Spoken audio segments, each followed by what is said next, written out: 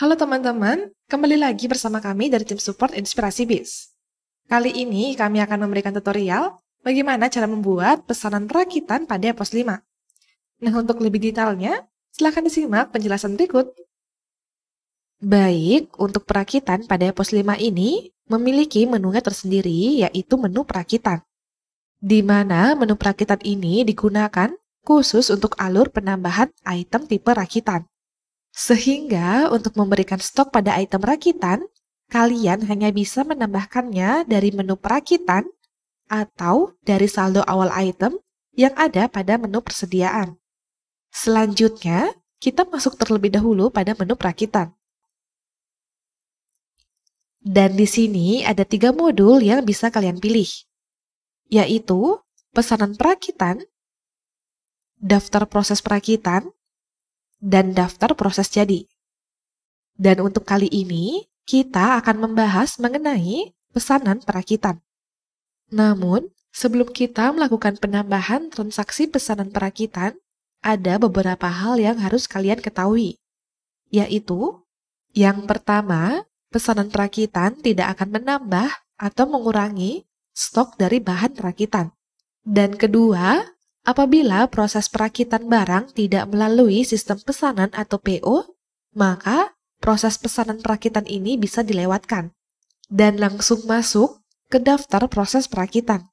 Jadi tidak diwajibkan untuk membuat transaksi pesanan perakitan, atau nanti bisa disesuaikan dengan kebutuhan kalian. Nah, jadi pesanan perakitan ini berfungsi untuk mencatat aktivitas pemesanan perakitan dari pelanggan. Selanjutnya, di sini kalian pastikan sudah membuat item dengan tipe item rakitan. Dan untuk simulasi ini, kami akan membuat item baru dengan tipe item rakitan terlebih dahulu. Maka di sini, kita masuk ke menu master data, lalu pilih item baru. Nah, di sini kalian bisa berikan data pada submenu data umum terlebih dahulu.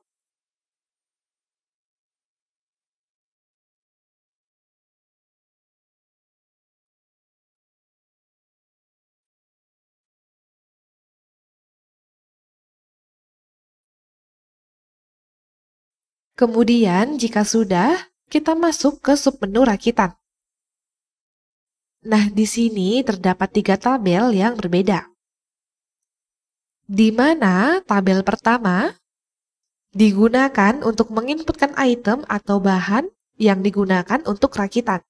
Lalu, untuk tabel yang kedua, digunakan untuk menginputkan item yang bertipe jasa untuk dijadikan sebagai biaya tenaga kerja. Dan terakhir, tabel ketiga digunakan untuk menginputkan item yang bertipe jasa yang dijadikan sebagai biaya overhead. Dan pada submenu rakitan ini, kalian wajib menginputkan item atau bahan rakitan pada tabel yang pertama. Sedangkan untuk biaya tenaga kerja dan biaya overhead bersifat opsional atau sesuaikan dengan kebutuhan kalian. Dan di sini, kami akan menginputkan item atau bahan rakitan terlebih dahulu.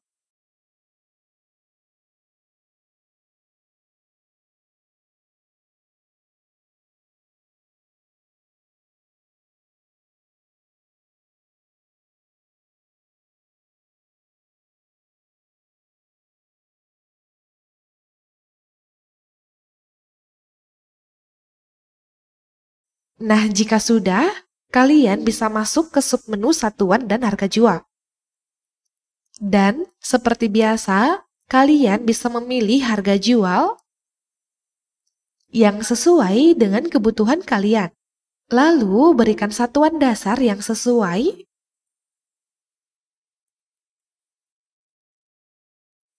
serta berikan harga jualnya.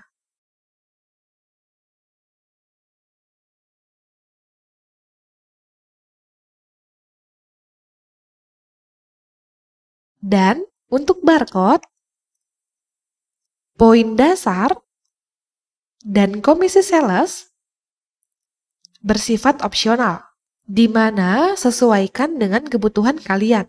Kemudian, untuk submenu potongan harga jual, lain-lain, dan akunting bersifat opsional. Jadi bisa disesuaikan dengan kebutuhan kalian apabila belum sesuai. Selanjutnya, jika kalian sudah memberikan data yang perlu diisi untuk tipe item rakitan ini, kalian bisa menyimpannya.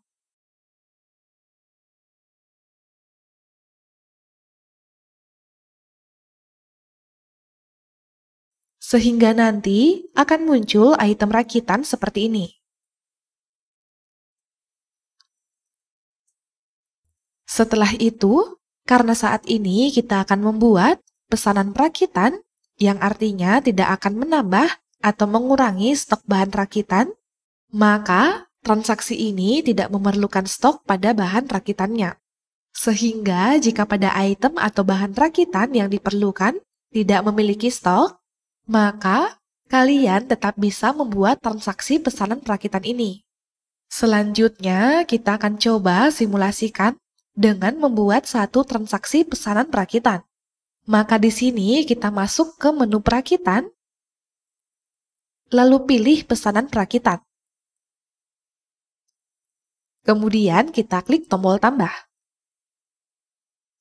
Maka tampilannya akan seperti ini.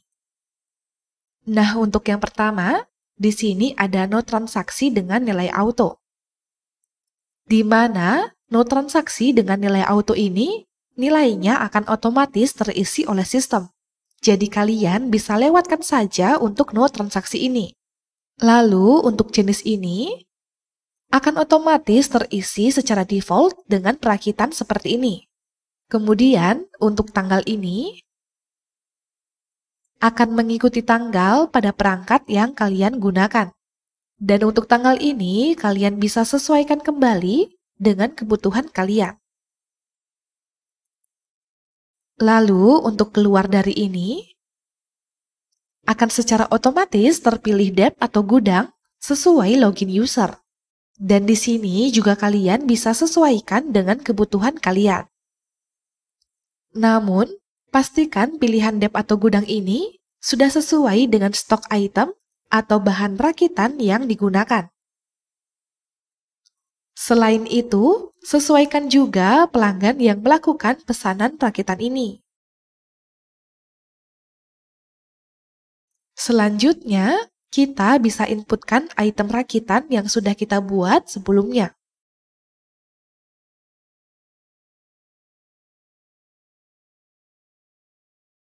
Lalu sesuaikan jumlah rakitan yang dipesan oleh pelanggan pada kolom jumlah ini. Kemudian, kalian bisa melihat detail dari data item rakitannya dengan cara mengklik item rakitannya, lalu klik tombol data rakitan ini. Maka nanti akan muncul seperti ini, di mana terdapat item atau bahan rakitan yang digunakan, biaya tenaga kerja, dan biaya overhead. Lalu, kalian juga bisa memberikan keterangan pada kolom keterangan ini apabila diperlukan. Jadi sesuaikan dengan kebutuhan kalian. Jika sudah, maka kalian bisa simpan transaksi pesanan rakitan ini. Selanjutnya, jika sudah berhasil tersimpan seperti ini, maka kalian sudah berhasil untuk membuat transaksi pesanan rakitan. Sehingga kalian juga sudah bisa memproses pesanan rakitan ini pada daftar proses perakitan. Nah, jadi itu dia penjelasan mengenai pesanan rakitan pada pos 5. Jika kalian masih ada kendala atau ada yang ingin ditanyakan, bisa hubungi kami atau komen video ini. Jangan lupa di like dan follow Instagram kami di @inspirasibiz, dan jangan lupa subscribe serta klik tombol lonceng untuk nyalakan notifikasi dari kami. Sampai jumpa di tutorial berikutnya.